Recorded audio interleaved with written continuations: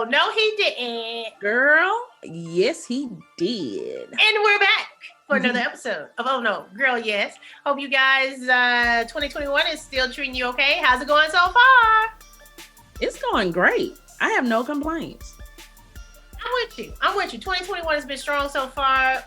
Don't forget to follow us on Twitter, Instagram, Facebook. Love to hear your comments. Also, YouTube. You can send us comments. Don't forget, if you do listen to us on your favorite podcast platform, you can also see us now on YouTube. Oh No, Girl, Yes. And make sure you subscribe to our channel. So, if you've been listening so far this season, you know, one of us / both of us is single. Again. And we've been talking about how, you know, we've seen memes going around, and it's just, so what is it about leveling up after a breakup?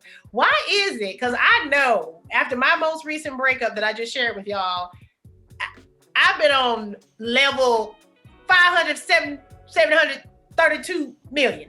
And she has. I can attest. Can't stand me right now.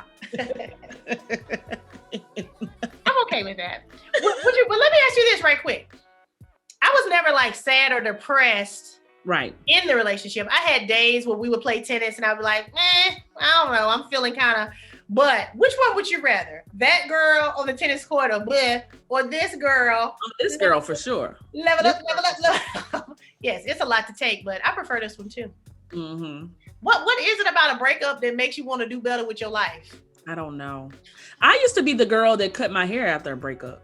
Oh, okay. Because I feel cute with short hair anyway. Mm-hmm. So I don't know. I used to be like that. And a lot of times guys want you to have a little bit more length. And so once you're not trying to appease a particular guy, you're like, you know what? I remember I was dating a guy, the sociopath, and my dog had died a few months, the month before I met him. And I remember holding off on getting a dog because I was traveling to go visit the sociopath and stuff. And then he was talking about he wanted a dog. And I was planning our new dog together. And by the time I knew that was not going to be a thing, I would have got my puppy. Mm-hmm. Sugar baby. Mm-hmm. And she named Sugar Baby because I needed some sweetness in my life. And she showed up. So it's interesting how we will put things that we want to do on pause, not because the relationship, I mean, it's not like a guy has ever told you what you can't do or shouldn't do, but it's something mentally that we do with ourselves that once we're back in general population, whether we're looking to date right then or not, we just get excited about our own lives again in a different kind of way. Yeah. Please tell me y'all can relate to this. Please tell me y'all can. It can't just be business. Girl, I done added about 100 points to my credit just since my breakup. Like, seriously. They be like, new record FICO. I'm like, yes. She worked on her credit since the breakup. And it's like you just see your future differently. And so then that makes me think, well, why wasn't your future as bright in that relationship? Or were you focused on something different in that time? Part of it is it's a new beginning, and new beginnings are always fun, regardless. Yeah. So when you break up with someone, you see your life differently, but it's almost like, okay, well, where do I go from here? And it can be anything. Yeah. And so just like you said, like the first of the month, the first time, the first, when you wake up in the morning, the first day of the week, it always gives you motivation to do better. Right. Because you say you're starting fresh. Now by Thursday, you're like, man, this week, we ain't gonna make it this week. That could play a part of the role. I don't know if it's like the major part of it, but it could play part of it. I think for me, part of my issue, and I've given it a lot of thought because, like I said, I didn't realize I had lowered my vibration when I was in that relationship. I did not realize that until I was out of it, and my vibration went so far up, and it wasn't even in reaction. Like sometimes you kind of like fake it till you make it. It wasn't like my heart was broken. It wasn't like I was disappointed. I was relieved. Yeah. I felt, I don't have to try to make that work. I was just so relieved. And I know that a lot of breakups, people are heartbroken and disappointed. And, especially if kids are involved or like actually have plans. I ain't had none of that. So for me. You had no ties. So it was nothing to cut. There was nothing to cut. I told you it wasn't no plans to cancel, no flights to rebook. There was nothing. Because it was right around the holidays too. So it was but y'all hadn't had plans. It was November 17th. So Thanksgiving came early for me last year. And I was thankful. I was relieved that I didn't have to. Think about it. Based on how that relationship was going, I didn't know what I was going to be doing for the holidays. more than likely I was going to be upset though. Yeah. And I wasn't. You were leaning towards that for sure. And that's probably what was going, yeah, probably. Right. And so once we broke up November 17th, week before Thanksgiving, I had an amazing Thanksgiving, Christmas, New Year. Right. I mean, exactly. Yeah. It's been all good. Mm-hmm. So I think for me personally, I was trying to convince myself to be happy in the relationship that I wasn't happy in. Now, some people are happy in their relationships. Yes. And then it's harder on the other side. Yeah. Have you ever been in that situation where I've had it once. I've had it once where I could not see how not being in that relationship was a positive thing. I could not see how not being with that person was positive. I could not see how my life could have any true joy or excitement now that I knew I wasn't going to be with that person. So that's happened to me once before. I think that's been once for me too. And it's funny because, I mean, not that I've been in that many relationships, but the majority of them, I've been able to see the positive beyond that person. Dinner. I'm having chicken for dinner. Maybe once it was like, and it actually stung when we broke up because it was like, you had something there. Y'all had something. Yeah. You should have, yeah. But, and so can you remember how you eventually leveled up after that one?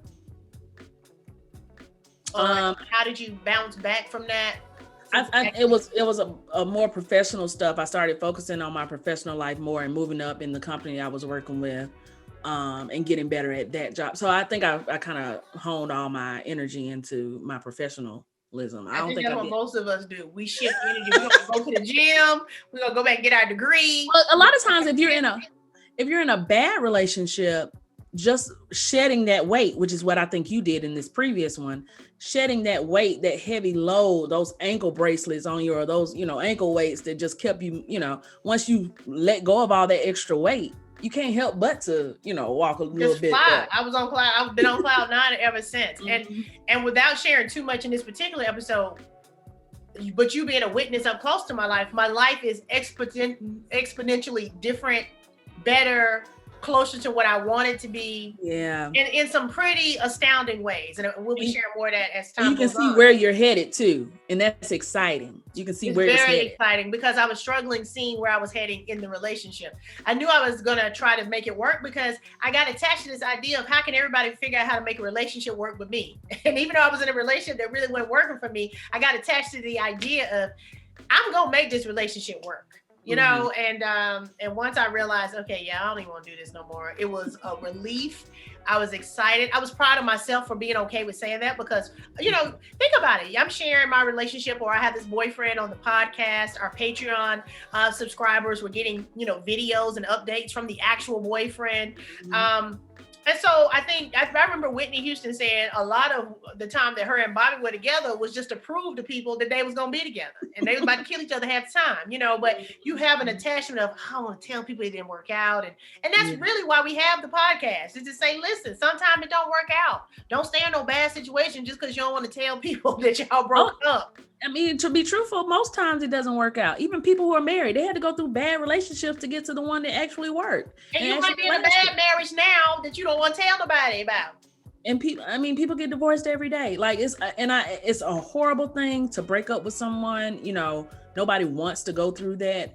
But like you said, this podcast was created to show people that, hey, we all going through it.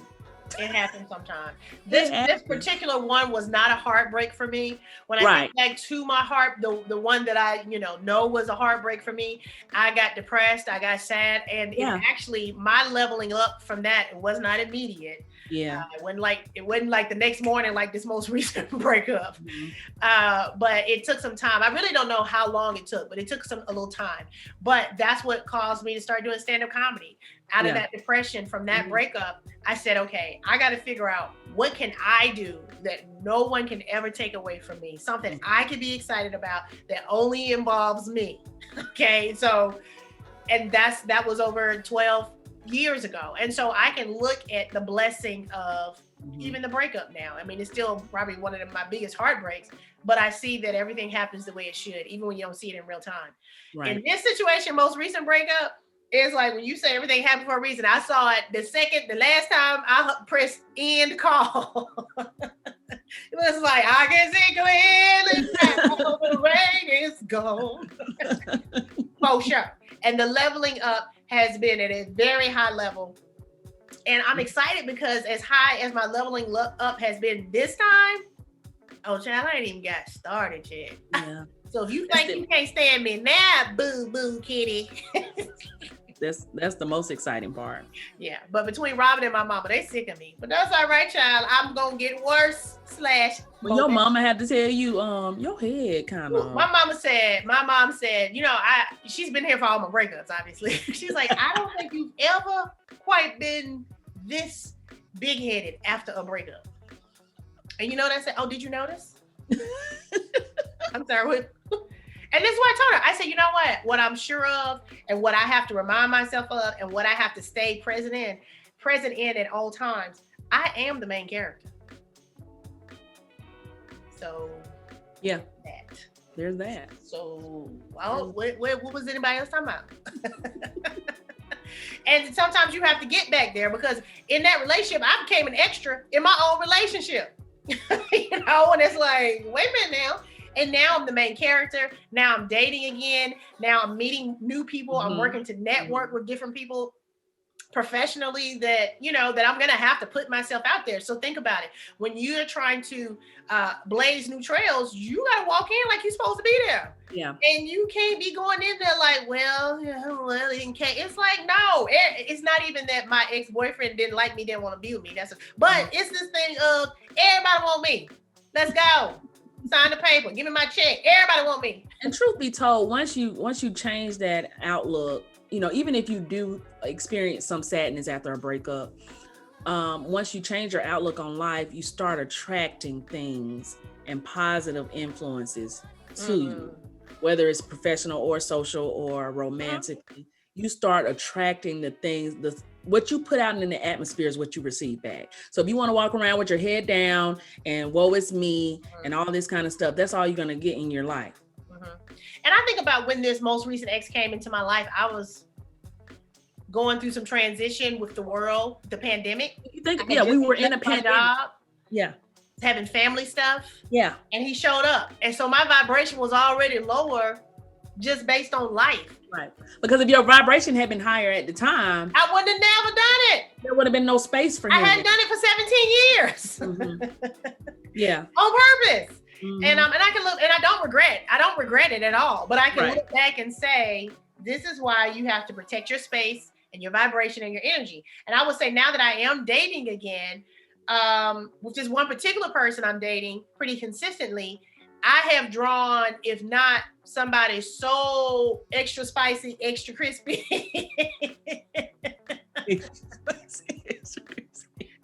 Like, I know I'm extra spicy, extra crispy, and I'm that much more so times 10.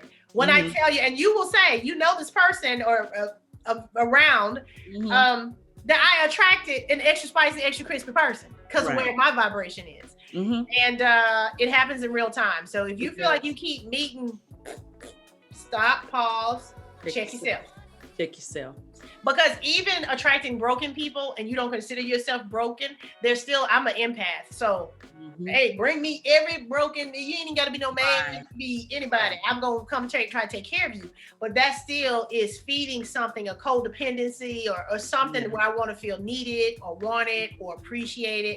And so I get it there, even though usually they are draining me dry. Right. And so it's fun to be dating in a situation and be open and available to, I don't even know who I'll meet that I might eventually date, but to be dating on a level that I feel matches my energy is exciting. Right. So do you have any advice for people? Some people level up pretty easily after a breakup or anything, something like that. And we'd love to hear what you guys have to say about leveling up after a relationship. Please leave it in the comments about steps that you've taken, self-help, whatever. Whether it's therapy, because sometimes you have to go through therapy, whether it's a self-help book, or whether it's just you went to the beauty shop and, got cute, whatever it is. But do you have advice for people who may feel like they're stuck in a rut and like, we need to let this go and we need to move on? What would they need to do? Well, one of the first things that really helps me, and I've been sharing this with you, is write down what it is the dream looks like. All of us kind of have, not all of us, let me not assume. Most of us have some idea of how things would be if they could be, but we're not intentional about making that happen. So write it down. It doesn't have to seem realistic to you right now, but write down everything. I have a page that's dedicated to professional dreams. I have a page for creative dreams. I have a page for love. I have a page for all these different things I want to do. And I told you today before I even started this podcast, because so many things have already happened that I wrote down. I'm like, I got to write down new stuff, because now that I'm here, I'm like, okay, now what? Now what does it look like? And I'm just very intentional about my energy and my time. I'm still not anywhere as good as I need to be. I still waste too much time, whether it's TV, whether it's, it's 4:00 somewhere, let me get a margarita and now I got to go take a nap, so I'm working on myself to be more intentional about how I spend my own time. But the advice I would give is come up with what the dream looks like for you. And it can be anything. So many times people limit their own dreams based on what they've done before, based on what they think is available, what they think is possible, based on what they understand now. Don't do any of that. Write down the dream, however the dream could, whatever you can dream up. It could be anything. You can say, I want to sprout wings and have green hair and walk on my tippy toes. Write that down. I agree. By the time you become a flight attendant with green hair and high heel shoes, you're like, this was the dream. Mm-hmm. I'm flying on my tiptoes with green, but that's how it works. It ain't gotta make sense. By the time you look up, and you can look at times in your life right now without even realizing that's what you were doing, that it was something you thought about or dreamed about or wished for or hoped for. And it's not until it's in your rearview mirror, you say, I don't know how I got that house. Child, I don't even know how I got that car. But it was something you needed or wanted. Mm-hmm. Do the same thing with your life. Write down what you want, and you will naturally be inclined to do what it takes to get it. You ain't got to know how to do it. But I don't know. You ain't got to know. But once you get clear about it, you'll start meeting the right people. It's just the flow of your life will go towards what you said the flow of your life is. I think about things like after my breakup, if you guys follow me on social media, you notice I do these porch photo shoots. There's nowhere to go. We're in a pandemic. Okay, there's nowhere to go. But I went from putting on outfits and playing in my closet, sending it to my friends and family, to just sharing it with the world. And then sometimes I might tag the boutique I got it from to help them with their business. I might tag the Amazon link or whatever I got it from, because I feel good when I look good. I ain't got nowhere to go. And then also I'm inspiring other people to try new things or put different colors together so all of that helps me feel better about whatever missteps I might count. And it also inspires me to figure out, what's next? Okay, if I did that, I can do this. Okay, if I did that, then I can do this. Yeah. So just do that and then keep building. Or just do. What would you give for advice? You're very busy and you always are very, very confidently single, even in the midst of disappointments and setbacks. So I'm saying, what's your advice? My mom taught me from a very young age to find my own joy and happiness and to never place it into anybody or anything. And when she told me, like I said, I was a young age, but I have stuck by that, that thing. So in the midst of any kind of, dating horror stories I've gone through in the past year since we've been sharing on this podcast, I've always had an inner joy at the end of the day. So that's nothing that anybody can take away from me. But I do like your idea of writing. It was years ago, I heard a pastor speak about dreams and stuff and writing things down. And he said the same thing you said about, it doesn't matter how crazy it sounds, how unrealistic it sounds, write it down. And I need to go back and revisit that list and probably update it and probably cross a lot of things off. I used to cross things off, like whether it was traveling. I think I would put visit Australia one time, and I went to Australia a few years ago, like just stuff. So I am a firm believer of writing things down. So, but yeah, it's the inner joy that you can't. And like I said, my mom taught me this, and she was married, and had been married to my dad, all my life, and still married to him to this day. But she said, I knew he couldn't give me the joy that I, so if he walked out on me tomorrow, she used to say that to me when I was little. If he walked out on me tomorrow, I'm going to be okay. My thing going to be all right. Well, my daddy did walk out on my mom and her 4 kids. Right. And what y'all want for dinner?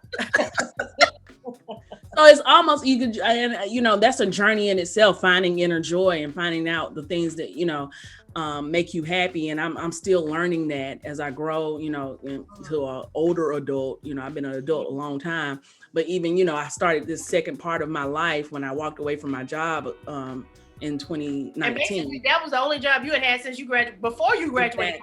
Exactly. But that was me taking another step to do what I needed to do to make myself happy at the end of the day and make myself joyful. And I have not regretted. My dad asked me the other day, he was like, "You don't miss that job at all?" I said, "No, I don't." I mean, it's nothing like the freedom that I got when I walked away. Right. Even just saying the word inner joy, my heart started racing because I'm in a unique space right now. Like I said, it keeps me up at night. It's like every moment where I might have a downtime, or when I need to be finished reading these books that we said we were going to read this year, or whatever it is, I'm happy and I'm grateful. And I know I'm always telling you how grateful it might be, you know, 25 times. I'm like, girl, and that is not lost on me, that blessing and that blessing, you know, because the more that you are grateful and express your gratitude, and I share to encourage and inspire, the more that I want to bring more to me in that way. And I know that it's all available for me. I saw something the other day that was interesting because, you know, if I say one of my friends said, you know, that means I was scrolling on TikTok. But this guy was scrolling and he says, okay, stop scrolling. And so of course this is for everybody that's scrolling. And he says, you've already suffered enough. You've already learned enough lessons to get on the other side of that wall. Like, let's start being okay. Because sometimes, because we do have the disappointments and the shortcomings and the false starts and the start overs, we think that's just where we're supposed to be, on that side of the wall. But at some point you have to say, you know what? And that's where I am. I feel personally, I've been doing the work. I've been planting the seeds. I've been patient. I've known my space. I've played the background. I've done all these things. And now it's on me to say, I'm going to go ahead and get on the other side of this wall. Right. And see what it look like over there. Because and I deserve to be there. I'm supposed to be there. They already got the table set for me. I just got to stop thinking that struggle is my middle name. So that's the beauty of that inner joy and the inner confidence and writing it down and having a dream, is that, you know what nobody can take from me. Somebody can actually physically take this notebook and all these dreams are my, you know, like can't nobody not call me back, and that affects that. Can't nobody fire me. Right. You know, there's nothing anybody can do to take my joy. And that's just a blessing. Yep. And the next guy that I date, or that has the honor of dating me, is the benefactor of the joy, but I will also be the benefactor of the joy in that relationship.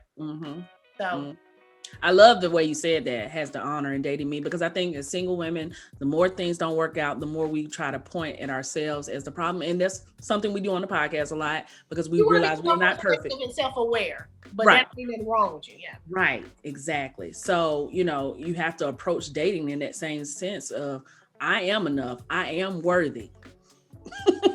You have the honor. I've been dating consistently. I told him the other day, I said, you know what? I actually believe that you deserve me. But no, I was saying a lot, because in my last situation or other situations that I've tried to be okay in that never even launched, you know that you doing them a favor. I'm just trying to have some interaction and some companionship every now and then. I know you ain't about to be the best I ever had. I don't never say that, but you know that when you're like, well, I'm going to see. Well, he said he was. Well, let me see where he go. What about you? The one that was your idea. I mean, I can think of how many, boy, that was your idea and you ain't even do it. Moments that I ain't no one looking for him. And so with this guy, I said, I mean, like, I'm excited about you because I actually believe that you deserve me. Now, whether you live up to that or not is on you. Right. But it seems like you got all the right ingredients. Let's see what you mix up and make with it. Exactly. So, but again, it's on my terms, it's on my energy. And so what I'm conscious of with this time, with this extra spicy, extra crispy situation, and this high vibrating person who is matching my vibrations, I'm very conscious of not letting my vibration fall or drop. And that means I'm doing that much more without him. I'm doing that much more that has nothing to do with him. I'm doing that much more that is solely focused on me, my dreams, what I want, and what I want to do. Because I got to be vibrating, whether he's standing over there vibrating or not, really is not my business. Exactly. So your girl didn't level it up. Level up, level up, level up, level up, level up. And it's a couple of songs with level up in it that I've heard recently. What was the Sierra one? That's Sierra. Level up, level up, level up. And then there's a rap song about leveling up. Oh, it's levels to this. Levels. Mm-hmm. So check your level at the door. Keep it high. If it's low, check whatever's keeping it low. Mm-hmm. And then get you something. Write down what it looks like. Address that. That way you can say, girl, remember that time I wrote that down? Look at it. And then write down something new. That's my new project for the rest of this week is writing down something new. Yeah. All right. I agree. Tell us what you think. Tell us how you leveled up after a breakup. Tell us some advice or tips or something we can pass along with the community. You can always follow us on Facebook, Twitter, Instagram, Patreon. Don't forget, you can sign up for Patreon and get behind the scenes dish and support us, and also be open to special events, which we are still doing in the pandemic. We've had a couple of virtual special events for our Patreon subscribers, so you don't want to miss that. Did I cover everything? Yeah. Well then, oh no, he didn't. Girl, yes, he did.